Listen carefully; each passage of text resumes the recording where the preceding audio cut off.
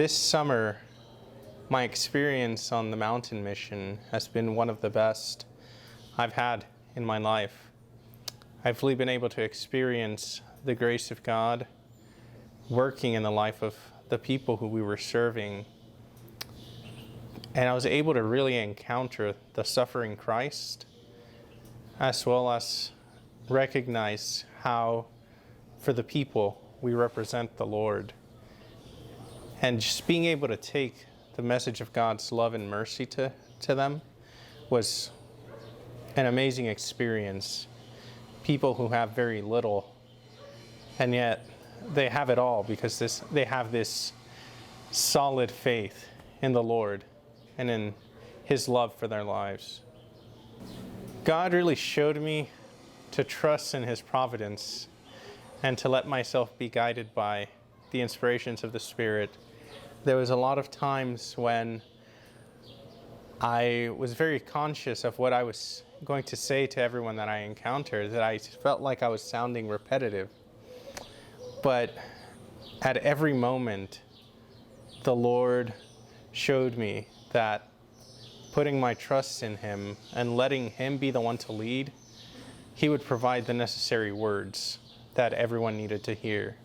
So even though at times when we were doing house visits, we were sharing the same gospel, the Lord had a very particular message for every person that we encountered.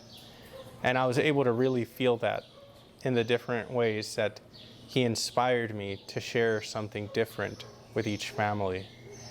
And He really was able to show me how He's the most important thing in our lives.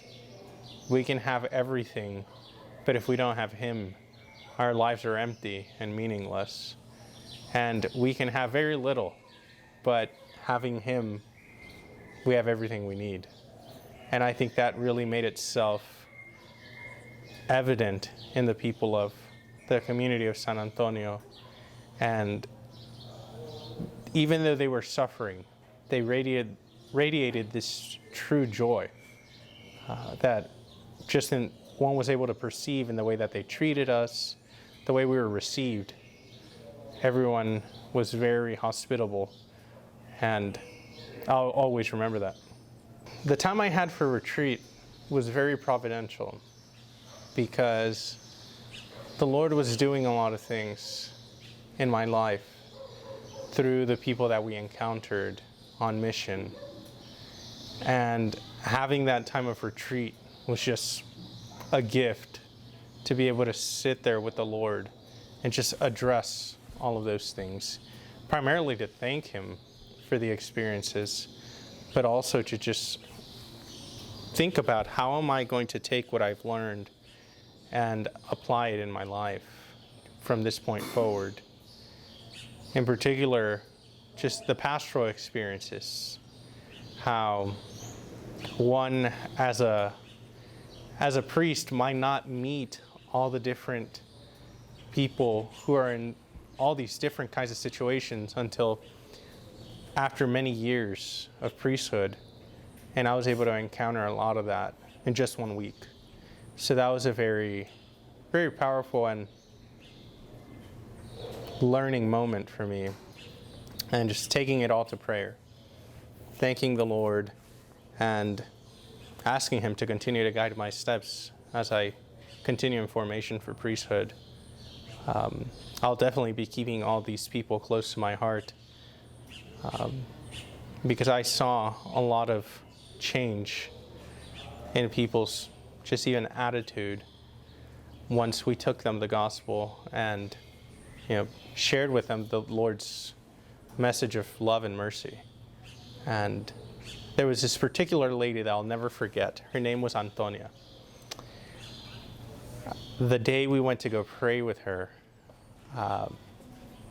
it was very evident that she was struggling through an illness that she had. And the gospel for that day was just so fitting. It was the woman with a hemorrhage and the healing of Jairus' daughter. And during the reading of the gospel, when I asked what she could glean from the gospel, she was moved to tears because she was suffering from an illness herself, and the doctors didn't really know what the solution was.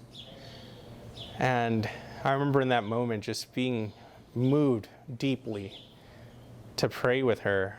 And when we did, I felt like the Lord was really working in her life, and she really felt his presence and his healing message of mercy, that she went to the chapel every day that we were there for the rest of the week.